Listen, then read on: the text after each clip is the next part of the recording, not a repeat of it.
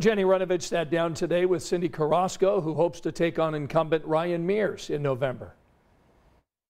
Cyndi Carrasco says rising violence and record homicides in Marion County caused her to run for prosecutor.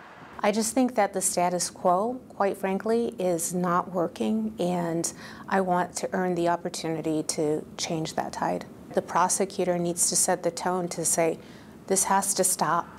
The 41-year-old is the first Republican to declare a campaign. She's a state attorney who most recently worked as general counsel to Governor Holcomb. She wants to challenge Democrat Ryan Mears, who plans to run for re-election.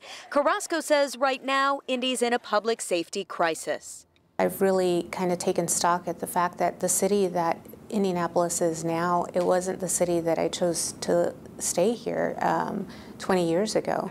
Carrasco is a Texas native, the daughter of Mexican immigrants, a wife, and a mom. She spent most of her legal career fighting white-collar crime. Going after violent criminals would be new, and Carrasco says she'd take a team approach. We need to all work with law enforcement, with the courts, and others in the community so that we can together make a difference. Here's how Carrasco says she's different. She disagrees with Mears' policy of not prosecuting low-level marijuana cases, which he said clogged up the courts.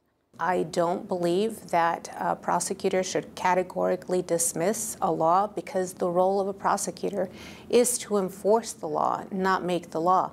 She also addressed the criticism Mears faced after the FedEx shooting for not previously opening a red flag petition against the gunman. I see the red flag law as a tool in prevention, and my goal would be to use that in order to avoid any other tragedies that could possibly happen by timely filing those cases, making sure that there are dedicated resources to ensure that every case is filed and looked at.